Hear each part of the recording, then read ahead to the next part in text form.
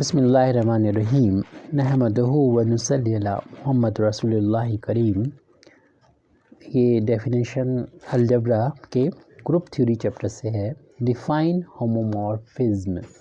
हमें होमोमॉर्फिज्म को डिफ़ाइन करना है। इसके लिए हमने पहले से इसकी डेफिनेशन लिख के रखी हुई है। इफ़ एक अलजब्रिक स्ट्रक्चर है जी कमा ओ, यानी एक बाइनरी ऑपरेशन है ये। If G O and G dash O dash, यहाँ पर ये ओ डैश एक जी में डिफाइन एक बाइनरी ऑपरेशन है। आर टू ग्रुप्स, ये दो ग्रुप हैं जो कि ये अपने अलजेब्रिक स्ट्रक्चर हैं ये दोनों, और अपने अपने बाइनरी ऑपरेशन पे ये इस तरीके से डिफाइन है। Then a mapping F G to G dash is called a homomorphism. तो यहाँ पर दो जो सेट हैं जी और जी डैश, इनको आपस में जोड़ने वाला जो एक रिलेशन है, यानी हम कहें कि स्पेशल तरह का रिलेशन, क्योंकि ये फंक्शन है।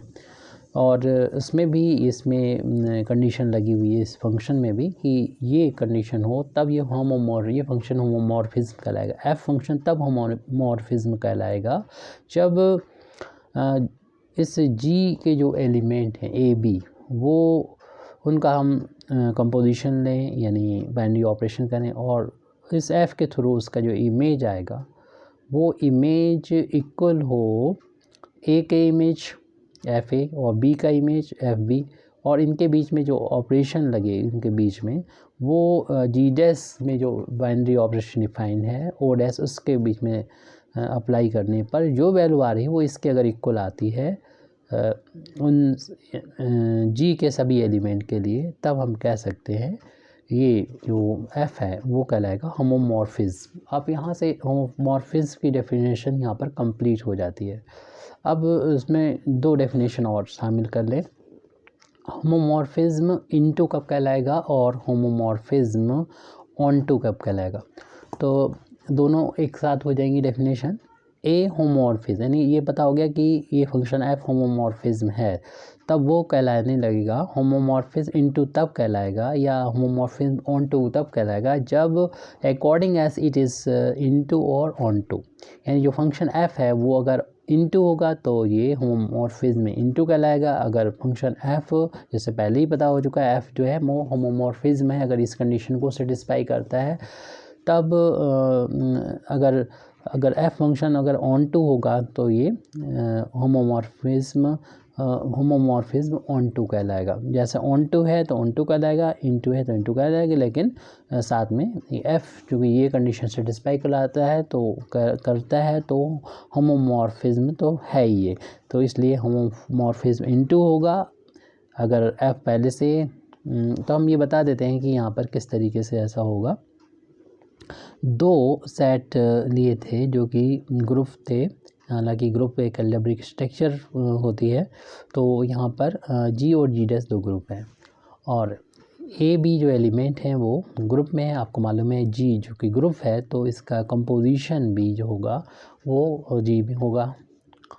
और मालूम है ए का जो इमेज होगा एफ़ रूल के थ्रू, यानी इनके बीच में जो फंक्शन एफ़ डिफाइन है उसके थ्रू इसका इमेज एफ ए होगा और बी का इमेज एफ बी होगा। इसी तरीके से जब हमने देखा कि ए बी का इमेज भी होगा यहाँ पर, और वो एफ ए ऑपरेशन बी से डिनोट किया जाएगा, ए बाइनरी ऑपरेशन बी से डिनोट किया जाएगा। तो यहाँ पर ये टर्म आ रहा था कि इनटू, पहले हम ऑन टू कर लेते हैं क्योंकि फिर हमें इसको काटना नहीं पड़ेगा। जैसे कि हम यहाँ पर इतनी एलिमेंट को शो करें तो ये ऑन टू है, क्योंकि इसमें जितने भी हमने एलिमेंट जी डैश में दिखाए हैं वो तीन एलिमेंट जैसे दिखाए हैं, तो ये सभी जी के एलिमेंट से इमेज्ड हैं, यानी इसमें कोई भी ऐसा एलिमेंट नहीं है जिसका जो किसी भी एलिमेंट का इमेज ना हो, यानी इसका प्री इमेज मौजूद है। हर एक एलिमेंट का प्री इमेज मौजूद है, तो ये किसी न किसी इमेज एलिमेंट के इमेज हैं।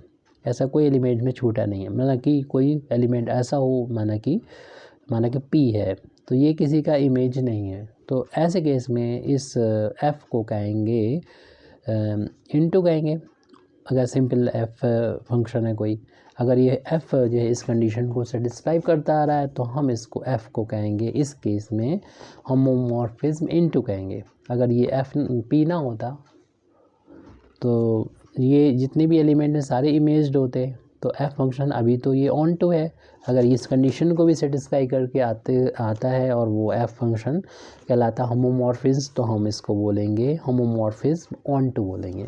उम्मीद है कि ये बात समझ में आ गई होगी। Thank you very much Indeed for listening me व आखिर दावाना अल्हम्दुलिल्लाहि रब्बिल आलमीन।